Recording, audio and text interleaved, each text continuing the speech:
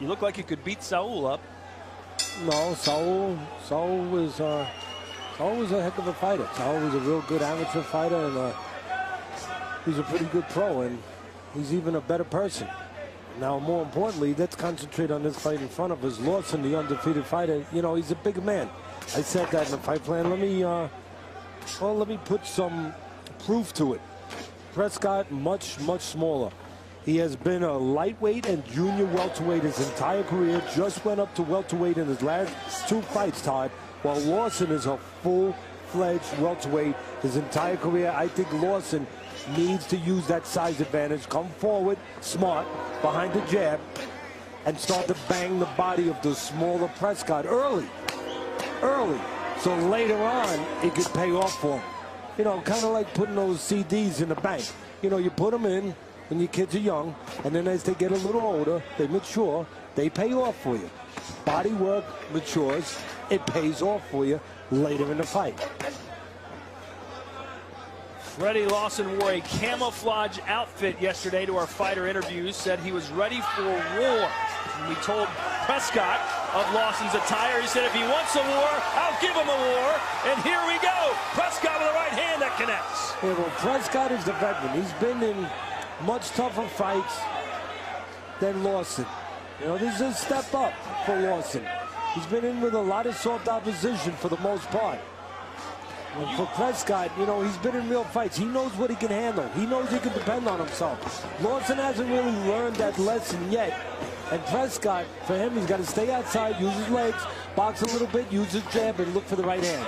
That's where the power comes for Prescott, that straight right hand. And, you know, I think that Prescott is going to go rounds tonight. And I think that you're going to find out something about Lawson. I'm not a believer in Lawson, I'll tell you right now, I'm not sold on him.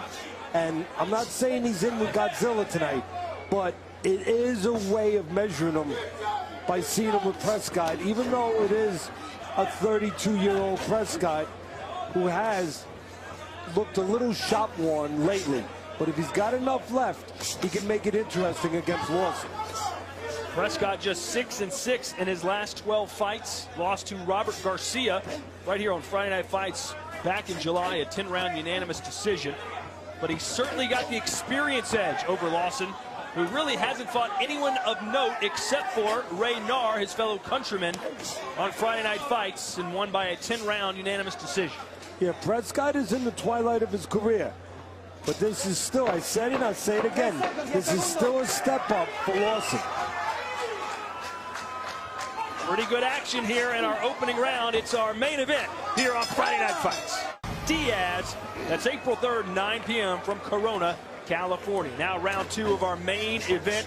Breidis Prescott wearing the black and red trunks. Freddie General Okunka Lawson wearing the gold and black.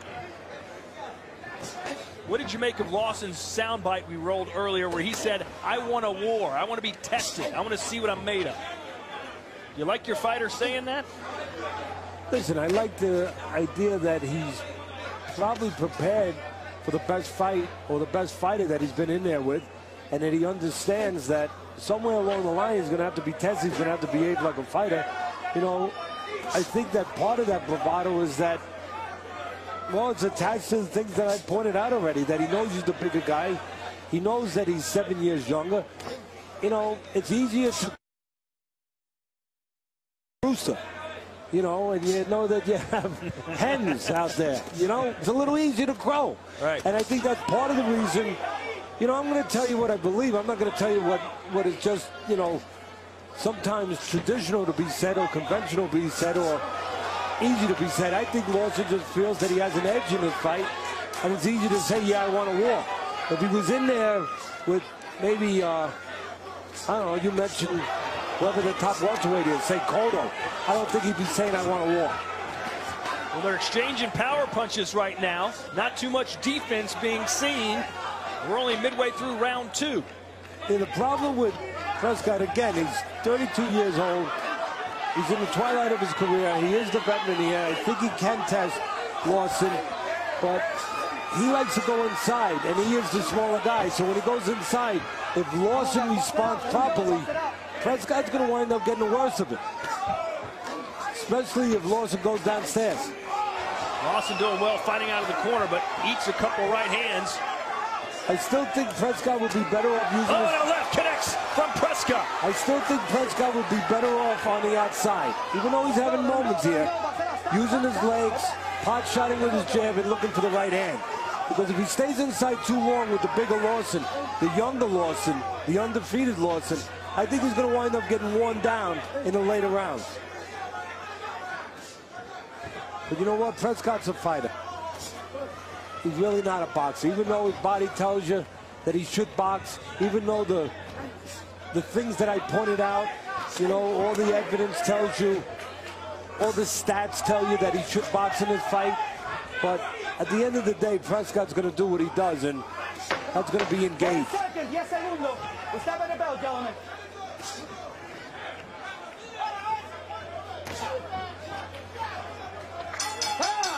Your son improved to 2-0 on tonight's undercard. Antonio Jr., what kind of fighter is he?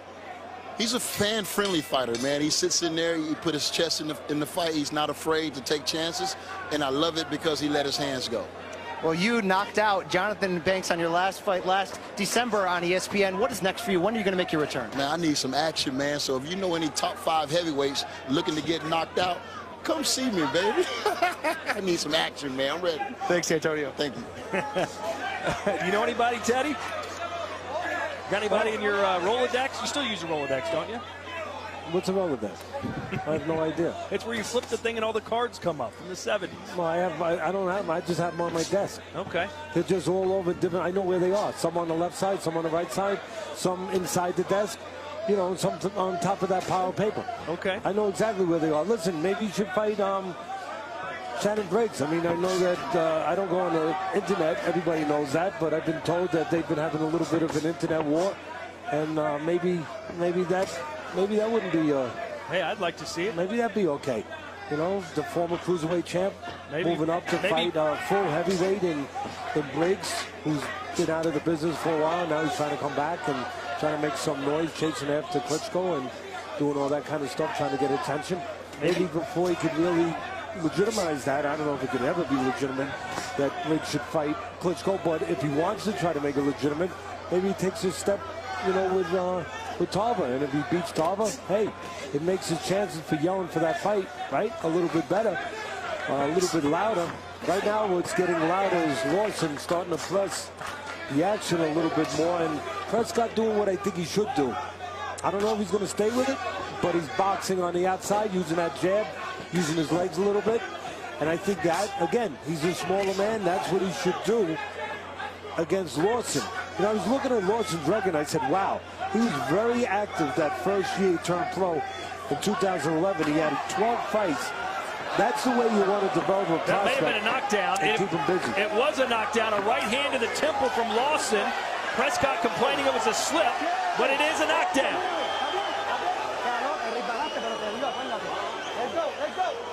You know, maybe in some ways that's a good thing. People out there are going to say, Teddy, have you lost your mind in the heat of Miami? But maybe that's a reminder to Prescott, you are the smaller guy. You need to box. You don't need to be engaging with this guy who's just too big for you. Maybe that will remind him to do what he's doing a little bit now. Box. Nice jab there by Lawson. Some swelling under the left eye of Prescott. He doesn't have enough problems. He's got another problem now with that swelling. And his corner man better know how to use an end swell right away before that swelling gets worse. So round 3 includes a knockdown for Freddie Lawson. A 10-8 round. To show it to him. Take a look at the knockdown, and you decide, is it a real knockdown? Lawson, he makes the move to the side, cuffs him behind the head, his leg slips out. Take another look. Look at the leg of Prescott. It's going to slip out. It slips out, but definitely a cuff, but not really a legal punch. You know, that's the funny thing. The referee could have just warned Lawson. He didn't really have to give a knockdown there. I think if I'm the referee there, I say, hey, yeah, he went down, yeah, he did get hit, but it wasn't really a legal punch. It was behind the head. So I'm going to say, I'm going to call off the knockdown, and I'm going to say, hey, I'm going to warn you now. I know he turned, I know he got out of position, but don't hit him behind the head. So for me, that should have been a knockdown.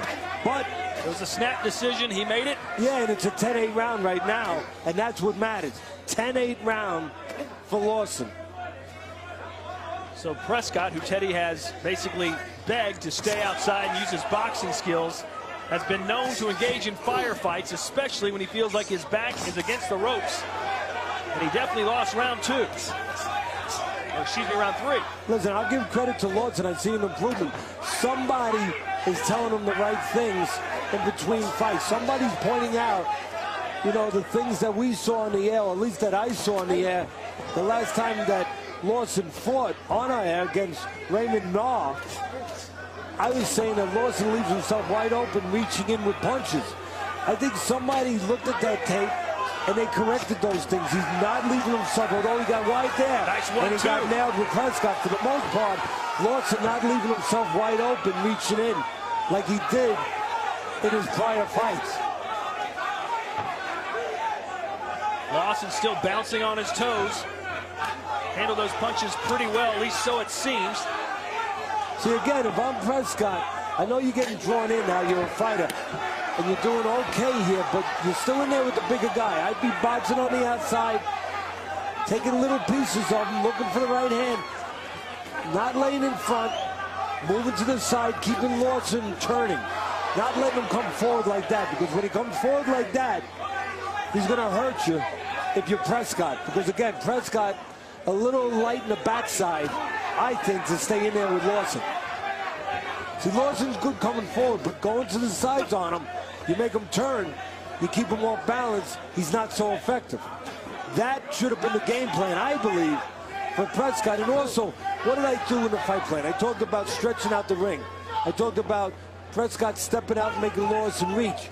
If you step out, you can make Lawson reach. If you stay close, you're not going to make Lawson reach. And you're not going to get those shortcomings from Lawson. You want to get those shortcomings. You want to get those flaws from Lawson. So step out. Make Lawson reach. Right now, Prescott not making Lawson reach. Prescott just bringing the heat. And a left hook from Prescott knocks Lawson off balance. A good round, especially considering Prescott got dropped in the 3rd. Hook from round number 4. Well, here's Exhibit A. If you're in the courtroom and you're trying to prove why Prescott shouldn't stand in front of the bigger Lawson. He stands in front and with his left hand low, and he eats a right hand right there. That's, again, Exhibit A. If you're making a case for Prescott not to stand in front of the bigger Lawson. Prescott's right eye is swelling shut before our eyes, and I was shocked to look in Prescott's corner. They weren't even attending to his eye at all. No end swell. I mean, they did take the ice bag, but really nothing. For about 5 seconds, they put an ice bag on him, took it off his neck, put it on his face, but that's not long enough. You got to put that ice there longer than that, and that's why the end swell's there. It's a piece of metal that absorbs the cold. You put it in ice, you take it out of the ice bucket, it's really cold, and you gently put it onto that swollen area, and you bring that swelling down. And you have to do it at the beginning of the fight when the swelling starts. You have to do it right at the beginning. If you let it go, you're going to have a problem. That swelling's going to get out of hand. And I think it's getting out of hand a little bit now. Round 5 of a scheduled 10, the welterweight division. Fredrick Lawson, undefeated, 23-0, 20 knockouts, said he wanted a war from Prescott. And for the most part, that's what we've got. Both men landing big power punches. Prescott did go down in the 3rd. If you're wondering who's in charge of the end swell in the corner of Prescott, is Jesus and Ricky Fernandez. I was wondering. Well, you don't have to wonder anymore. I hate when you wonder. Especially when you wander around. You never know where you are.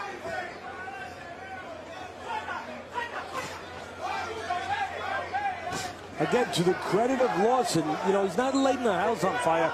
I said it a little earlier, I'm going to stay with him. I'm not sold on him yet.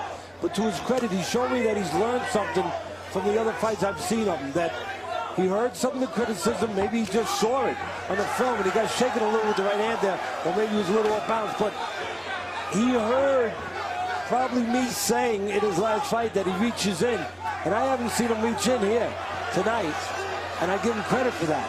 Matter of fact, he's laying back right now, and he's looking to counterpunch, looking to draw Prescott, the smaller man, into the traps. And, you know, he can do that with Prescott because, again, Prescott doesn't really do what he should do. He doesn't box.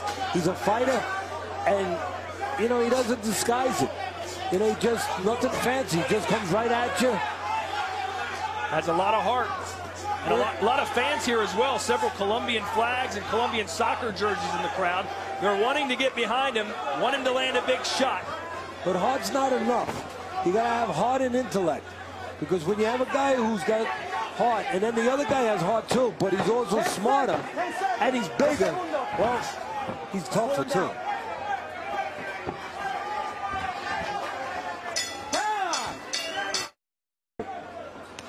We welcome you back to Friday Night Fights on a Thursday night. You're watching our main event, welterweight action scheduled for 10.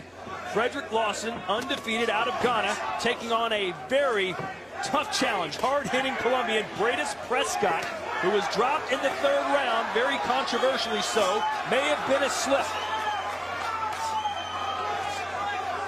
And you can see the swelling under both of Prescott's eyes. We're wondering if the corner even had an in-swell. We found out they did. Watch how long they use it for, Ted. Yeah, not long, that's for sure. You could count. 1 1,000, 2 1,000 there. That's it, 2 seconds. Unbelievable.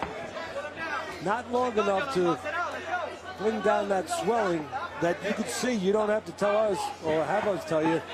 You saw the pictures there. Those eyes are swelling, especially the left eye. And again, the end swell not used long enough to do the job. They'd be better off spritzing him with cold water.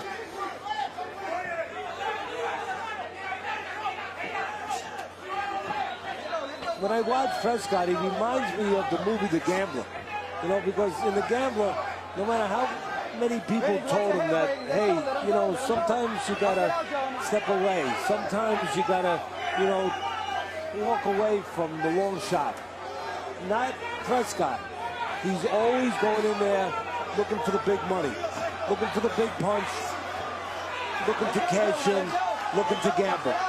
There is no in between with Prescott, and you know that's been to his detriment, especially recently in his career.